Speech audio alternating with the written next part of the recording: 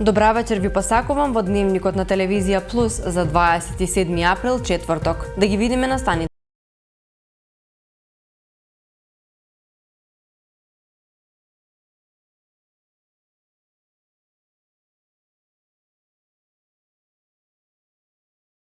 Ковиќ најдобар млад джез музичар.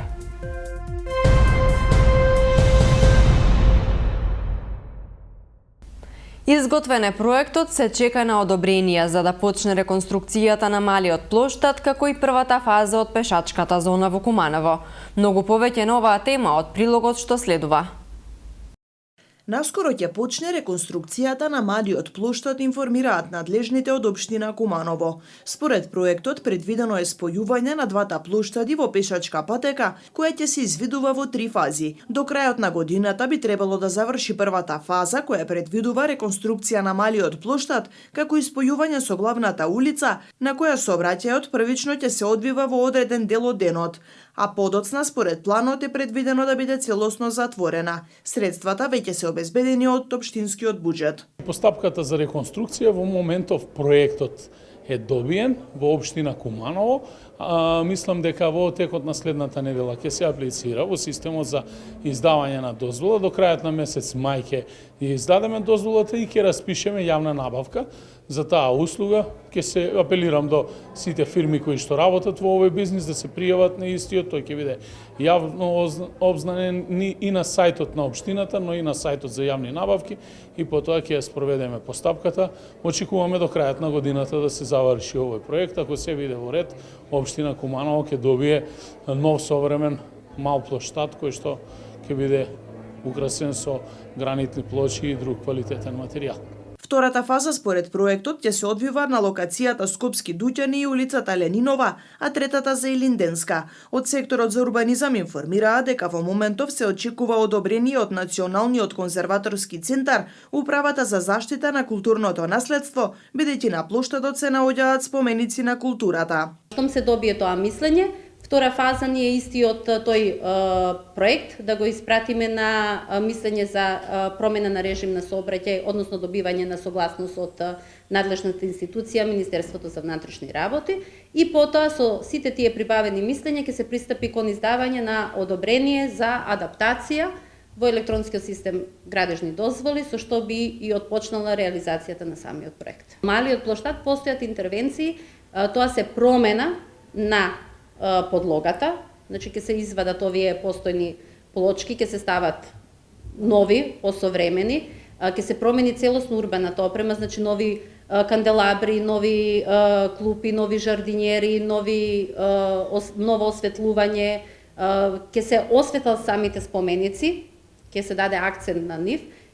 Иако се работи за таква интервенција, бидејќи се наоѓа во заштитна зона, режим на заштита, мора да се прибави одобрение. Истото го направивме и со споменик Костурницата, кога и таму правевме интервенција со урбана опрема, исто се обративме до конзерваторскиот центар да ни издаде мислење.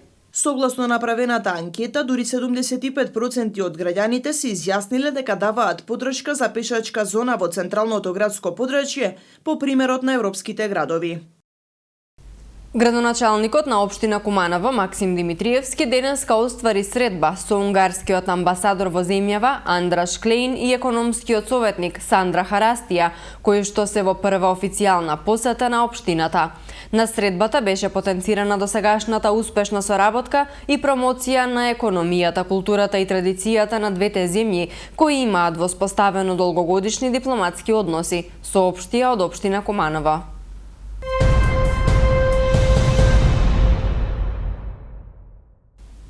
До крајот на наредната седмица граѓаните ќе ги добијат на домашна адреса решенијата за данок на имот на физички и правни лица за 2023 година.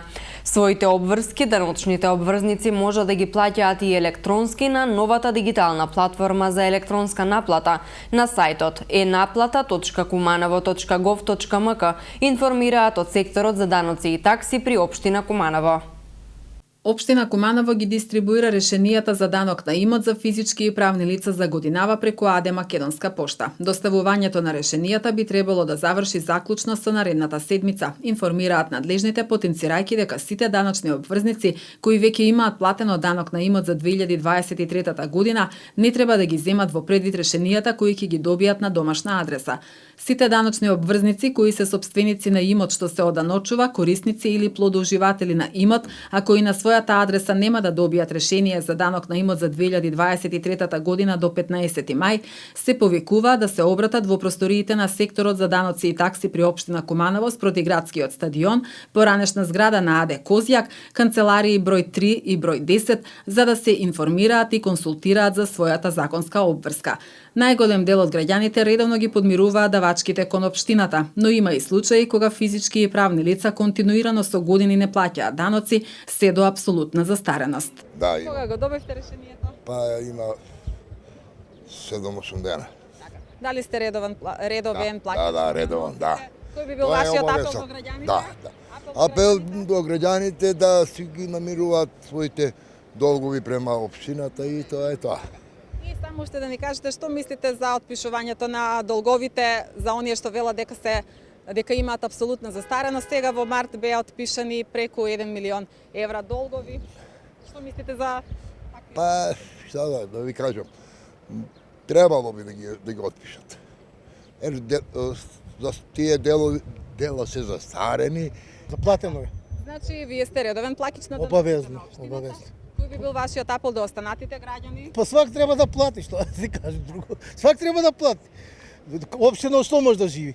Куманово беше уопште несредено. Сега како дојде овој Максо, малку га посреди. Оно де тие направива тој кружен ток, овдека, горе, доле. Треба ли да има отпис на долг? Не треба да има. Зашто да има за ним долг? Јас сам платија, он да не плати. Само во држава нема закон. Судство е за нигде. Дали сте редовен плаќач на Да, данок? увек. Чим зему пензию, еве иду. Одма намиру еден тоја интернет, одма си намиру сметке, све ми е тоа кеј и такси из дома. Ги плаќате ли редовно? Редовно плаќаме, кога добиеме, одно го плаќаме. Кој би бил вашиот? Па некој га же понапред. Не оставаме ни една година, никогаш не сме. Кој би бил вашиот апел до останатите граѓани, бидејќи има доста граѓани кои што не ги плаќаат на време? Па не доаѓа белешке на време. Да доаѓа белешке на време, ја мислам секој ќе се плати. Јас сум редовен платач, не би требало да ги отпишат сега. На едни ќе платят, другите нема да платят и тоа е тоа. Меѓуредовен плаќач сум, све на време сметки гледамо да ги платимо. А сега го добивте да решение? Не сум го добила, не сум. Така вела дека до крајот на наредната недела сите Ќе ќе ги бидат. добијат, да. Не се добија решение, али плаќам си редовно. Значи, подсетник си имам, 2023 треба се плати толку. Значи. И кога дојде децембар месец, ја отиду и си платам. Кој е вашиот апел до останатите граѓани? Голем дел од граѓаните не ги подмируваат своите Па треба да се плати, значи, што треба да се плати, треба да се плати. Општина Куманово апелира до сите граѓани и фирми совесно и одговорно да се однесуваат кон законската обврска за плаќање на данок на имот и истовремено ги повикува сите граѓани, односно сопственици на имот што се оданочува, корисници или плодоуживатели на имот да го пријават или одјават имотот што е предмет на оданочување. Секој корисник или сопственик на имот кој се оданочува е обврзан во рок од 15 дена од моментот на стекнување на имотот, односно од добивање на употребна дозвола или впишување во Агенцијата за катастар на недвижност да го пријави во секторот за даноци и такси при општина Куманово. Доколку не го пријави, општината ќе постапи согласно законските надлежности. Своите обврски даночните обврзници може да ги плаќаат и електронски на новата дигитална платформа за електронска наплата на сајтот enaplata.kumanovo.gov.mk, каде што со снимање на матичен број на обврзник и регистрација преку имејл ги има сите обврски за сите години. За сите нејасноти и објаснувања во овој дел, граѓаните и правните лица може да се обратат во просториите на секторот за даноци и такси при општина Куманово, поранешна зграда на АД Козјак спроти градскиот стадион.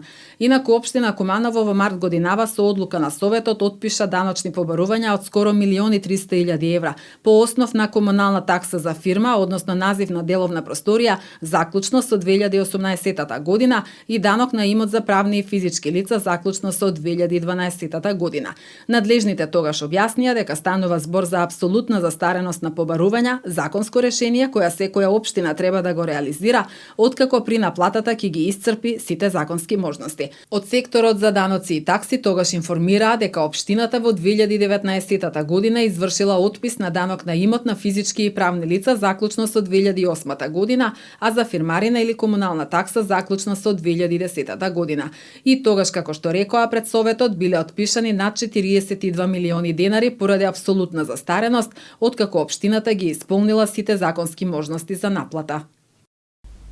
Учење преку работа е дел од наставната програма на Средното општинско училиште Перо Наков, која беше промовирана од страна на учениците и нивните наставници вчера вечер во Занечискиот дом во Куманово.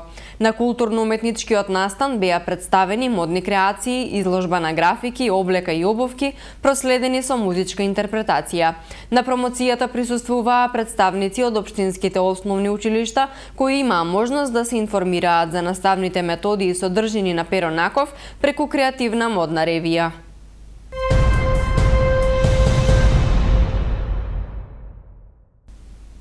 Благодарници за особен придонес и залагање во библиотекарството, пишаниот збор и литературата добија поранешната директорка на библиотеката Тане Георгиевски Нада Ивановска и Мирјана Златановска со 39 години стаж во библиотеката по повод Светскиот ден на книгата 25 април. Иницијативата за промоција на заслужни дејци кои го негуваат пишаниот збор и книжевноста е на Центарот за култура од Куманово и се организира за прв пат. Благодарниците беа врачени на промоција на книгата Скротителка на змејови на Дијана Петковска во фоајето на Центарот за култура.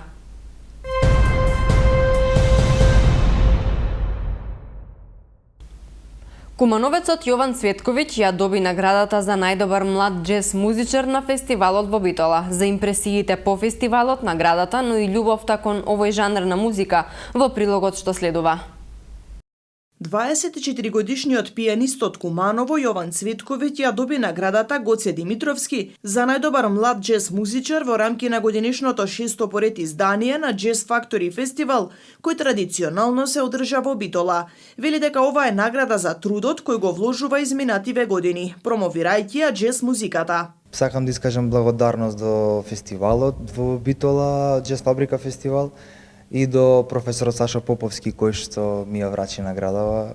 Едноставно ми направи една големо задоволство да сето она што се трудам да го направам и што го правам низ годиниве, сакајќи го џезот и промовирајќи го џезот, ми на некој начин ми се вреднува преку наградава и тоа многу ми значи. Ние настапивме преку со колегите студенти од што сме од Џез академијата во Штип, и тоа беше всушност еден, да кажам, сето она што ние го учиме на ансамблите, на предавањата, таму го имавме можност да го прикажеме, да стекнеме едно искуство на сцена кое што е незаменливо.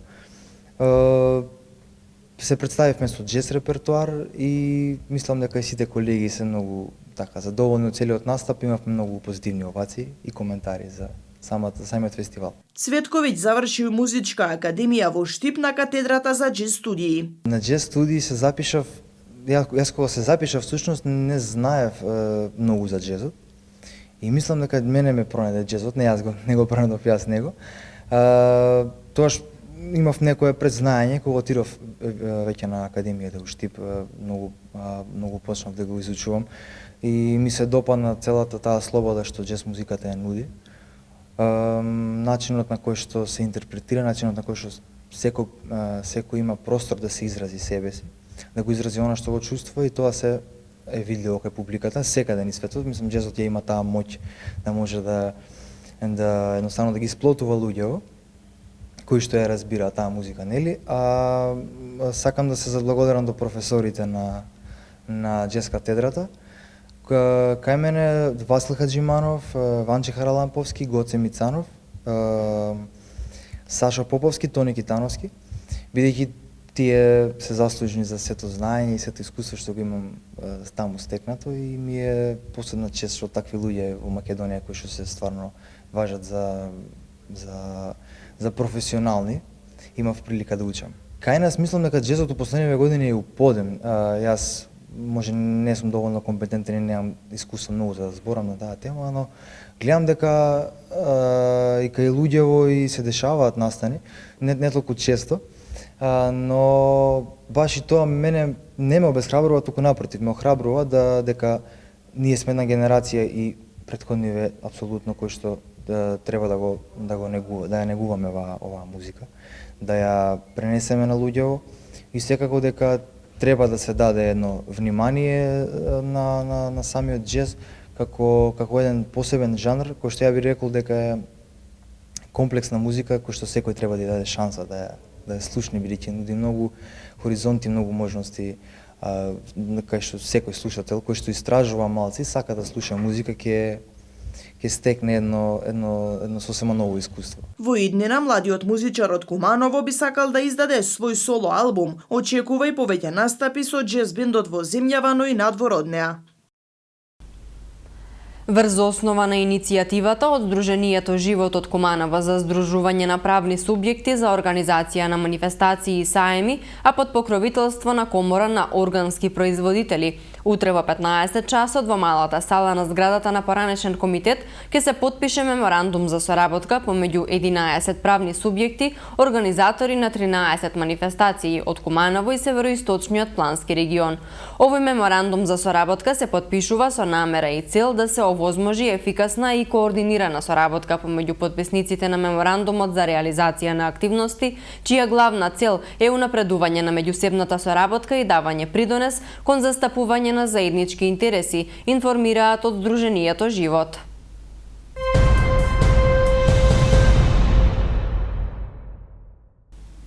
Министерството за труд и социјална политика соопштува дека согласно со Законот за празниците, 1 мај 2023 година, понеделник, Ден на трудот, е неработен ден за сите граѓани на Република Северна Македонија. Министерството за труд и социјална политика на сите граѓани во Република Северна Македонија им го честита Денот на трудот. А во продолжение следуваат и вестите од Македонија. Државната комисија за спречување на корупцијата соопшти дека очекува вклученост и реакција од сите релевантни државни субјекти за случајот со разрешувањето на претседателката на Судскиот совет Весна Дамева. Имајќи ја предвид позиционираноста на Судскиот совет како највисок орган на судската власт, кој треба да се залага за бескомпромисно почитување на принципот на владење на правото и за обезбедување на независноста на судската власт како трет столб на власта, Државната комисија изразува сериозна загриженост за случувањата на седницата на Судскиот совет, од кои во медиумите беа презентирани и видеозаписи, се наведува во соопштението на Државната комисија. Комисијата ги подсетува лицата кои се на највисоки државни функции и вршат јавни овластувања на обврската за почитување на начелата на законитост и интегритет од Законот за спречување на корупцијата и судирот на интереси. Комисијата укажува и на член 39 став 1 од Законот за спречување на корупцијата и судирот на интереси, со кој се забранува какво било влијание при избор, именувања и разрешување на раководни места. Денеска се одбележуваат 6 години од така наречениот Крвав четврток. На овој ден во 2017 година се организираше протест пред Собранието, кој ескалираше во моментот кога се избираше претседател на Собранието. 17 лица се осудени за 27 април и се во неколку затвори во земјава. Собраниското мнозинство во март годинава не го прифати предлогот по скратена постапка да се донесе предлог закон за амнестија на лицата осудени за настаните во Собранието на 27 април 2017 година. За овој настан на повторно судење е вратен случајот за организаторите, спикерот Трајко Велјановски, поранешните министри Спиро Ристовски и Милејана Киевски и поранешниот директор на УБК Владимир Атанасовски. Исплатени се 26 милиони евра за 15.753 производители на тутун, информира министерот за земјоделство Љупчо Николовски на денешната пресконференција, додавајќи дека вкупната вредност на откупениот тутун во 2022 година достигнала 6 милијарди денари и во цело се исплатени сите тутунари од сите откупни предпријатија. Тој рече дека минатата година била испишана историја и во однос на цена и во однос на количеството на откупен тутун. Прв пат тутунот достигна рекордна цена од 290 денари, а само пред неколку години таа изнесуваше 117 денари.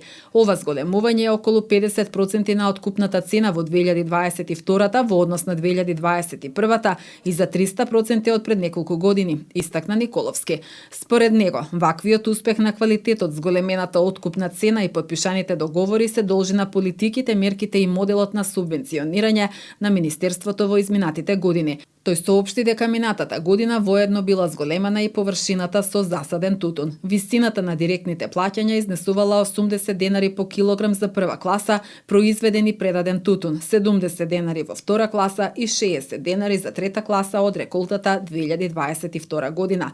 На пресконференцијата Николовски воедно информира дека ИПАР 3 програмата ќе стартува од следната недела. Во текот на вчерашниот ден, во период од 8 до 13 часот, спроведена е акциска контрола на територијата на Република Северна Македонија за санкционирање на прекршоци на возила со кои се врши јавен превоз на патници.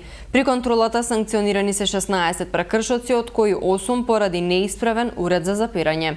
Упатени на вонреден технички преглед се 104 автобуси и други возила кои вршат јавен превоз на патници.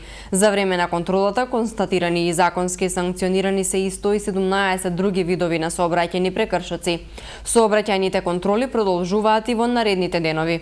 Апелираме до сите учесници во сообраќајот да ги почитуваат сообраќајните правила и прописи за да ја зголемиме безбедноста во сообраќајот, навремено да се проверува техничката исправност на возилата и навремено да бидат отстранети евентуалните недостатоци, соопшти МВР.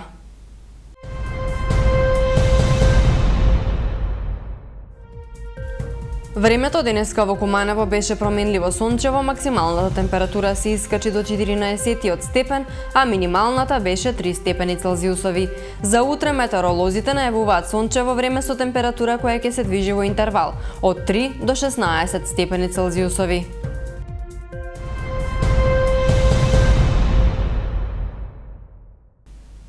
Со информацијата за времето го завршуваме денешното издание на Дневникот. Имајте пријатна вечер.